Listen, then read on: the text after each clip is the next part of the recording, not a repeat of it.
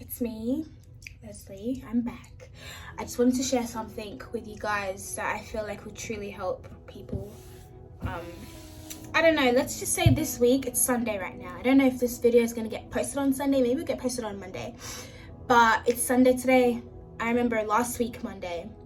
Just this whole week has been really rough for me. And I'm not one to come out here and tell the internet what I'm going through because I like my life on the private side. But let's just say I've been going through it this past 7 days. I don't know what it is. It got me to the point where I've even been questioning God's existence. Even though I've seen the power of God and I've seen him move and I've seen him work in other people's life and in my life, I questioned his existence and I'm like, God, are you actually real? Or do I waste my time every night speaking to myself when I think I'm speaking to you, God? Do you even hear my prayers? Do you see what I'm going through? I was being dramatic this whole week like David. I was reading Psalms, I think it's 12 or it's 13, reading Psalms 22, going through all these Psalms, feeling exactly what David felt. And I will actually pull up one of the Psalms I was reading. Okay, Psalm 13, we go right in. David is saying, how long will you forget me forever? How long will you hide your face from me? How long must I wrestle with my thoughts and day after day have sorrow in my heart?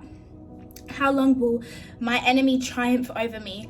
Look on me and answer, Lord my God, give me light to my eyes or I will sleep in death. And my enemy will say, I have overcome him, and my foes will rejoice when I fall. But I trust in your unfailing love. My heart rejoices in your salvation. I will sing the Lord's praise, for he has been good to me. And then let's just go into Psalms 22. I hope it's Psalms 22. I'm kind of just saying that top of my head. But I hope it's Psalms 22.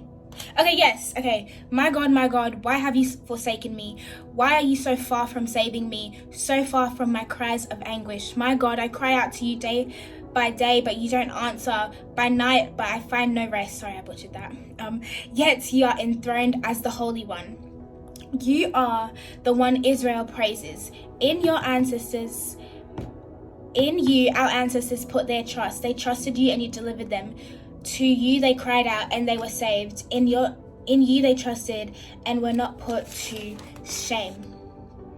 Even though I walk through the darkest valley, I will fear no evil, for you are with me. Your rod and your staff, they comfort me. You prepare a table before me in the presence of my enemies. You anoint my head with oil. My cup overflows. Surely your goodness and your love will follow me all the rest of my days, and I will dwell in the house of the Lord forever.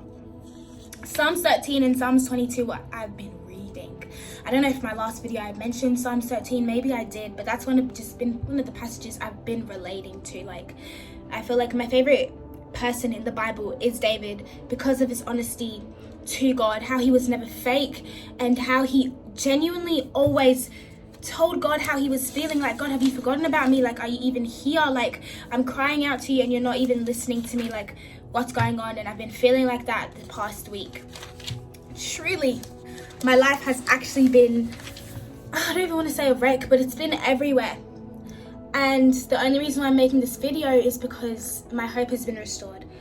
Obviously you have drama with your parents. I've been getting into it, stuff like that. I just feel like the closer I've been getting to God, the more crazy things get in my own life, which makes me feel like, oh, this is such a siege. Why do I even do this? What am I doing if everything is just going to get harder for me? And I was thinking about it. It genuinely was getting so bad. I almost pulled an Elijah, guys. I was like, God, just take me. Just take me, God. Take me. I think Jonah said that too. Just take my life. What is the point, right? Things were just getting, it was just, I sound dramatic. But if you lived this week of mine, it's rough, right? It's rough. But then there's this verse in 1 Peter, is it? Or is it James? I don't know. But I'm pretty sure it says suffering brings perseverance. And I've been thinking that, and then God's been reminding me of Matthew 5 verse 44. Love your enemies and pray for those who persecute you. And I've been trying, but it's hard. Because why should I? Why should I? Genuinely, why should I? And I was talking to my youth pastor today. And he said that it just made me realize, even though they don't deserve it, I should. Because I don't deserve it too. I didn't deserve it. when Jesus died for us, we didn't deserve it, but he died for us while we were still sinners. So if I'm trying to be more like Christ, then I can pray for someone, and I can be there for someone that doesn't deserve it, because truly I don't deserve it too, you know? Who am I? I'm not greater than anyone.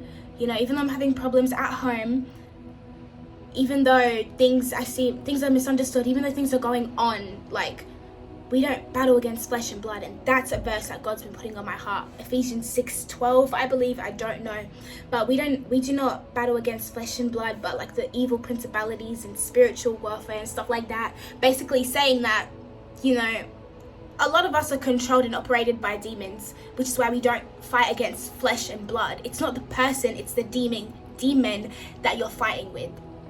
So it's never okay to get mad at the person, you know, it's just the demon controlling them, which has helped me give a little more grace to the people in my life, because I know that, you know, it's the demonic forces. But it's just the week has been crazy.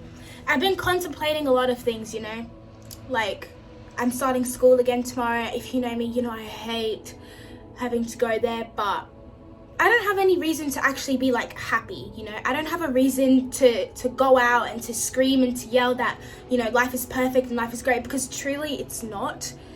But the fact that I still have air in my lungs, the fact I'm even making this video right now, you know, that's everything I need to be happy for. The fact I still have air in my lungs means God is going to use me, means God is going to do something in me, even though I can't see it.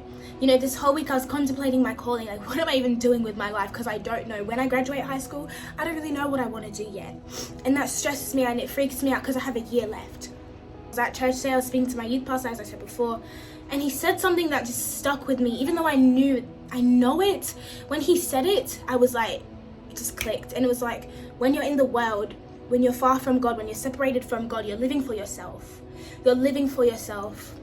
There's no amount of money, no amount of relationships, no amount of sex, no amount of nothing that can actually fill that in your heart. And we all know that.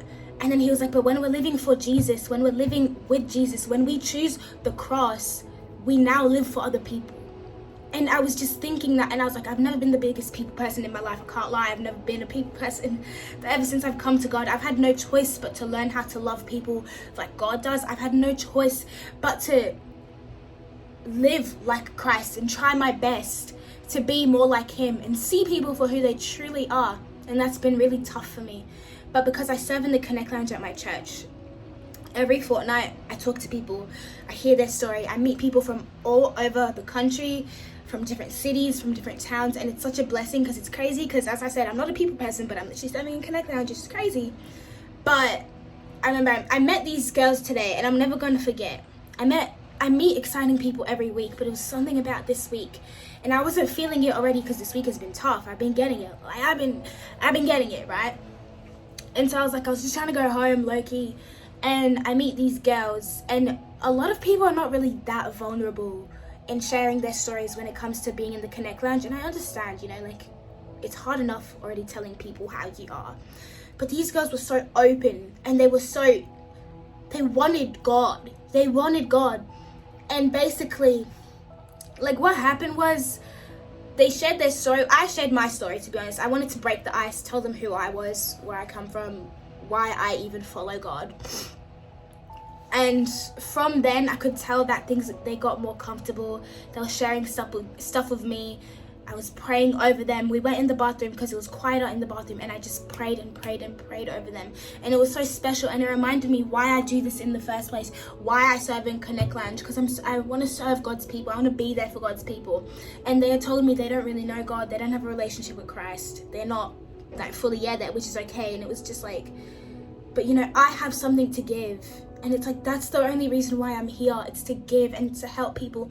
And that's why you're here too. A lot of us get stuck up in like, what is my calling? What do I have to do? What has God called me to do?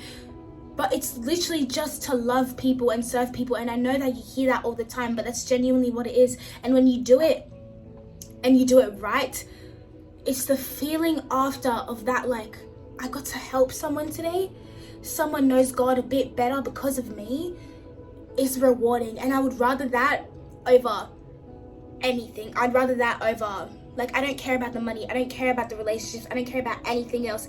Seeing someone one step closer into their relationship with God, one step closer into their calling, because I got to do it. If I got to, help them go in that path and know God a bit better, that should be enough for us. It's beautiful because that's what I'm called to do. It's just to be here for people. It's crazy because back in the days, I didn't even like people. I was not chatting to no one. But it's crazy how God can change you. And I was praying to God. I was like, God, I need something. I need a word from you. I need something to get me through, because I'm done. I'm so done, right? And this was like yesterday, right? And it's crazy because as I was in the bathroom with the 4 other girls, we were praying. There was a lady in the soul, and she was in there the whole time listening to the prayer. I think the prayer was at least 10 minutes, and she was in there the whole time. As soon as we said amen, she came out, and we were in the corridor. Like, I was in the corridor, she came out, and then she pointed at me and she was like, I have it in my notes, exactly what she said. She was like, you are called for such a time as this. Your testimony is going to lead to other people's salvation. You're going to become like the people on YouTube. She said that, just all this stuff, and instantly I cried. And if you know me, I don't be crying like that. I don't cry like that. But it's just the timing. Like, if you just lived my week this week, I thought there was nothing for me. And so it was God reassuring me that everything is going to be okay. And it's like, you can feel like you've hit rock bottom, but it's never rock bottom. There's always something waiting for you on the other side. And I just think you have to press into it, God can do anything he wants. And I just don't know how to explain it, because this is all so recent. Like, it all just happened like an hour, 2 hours ago.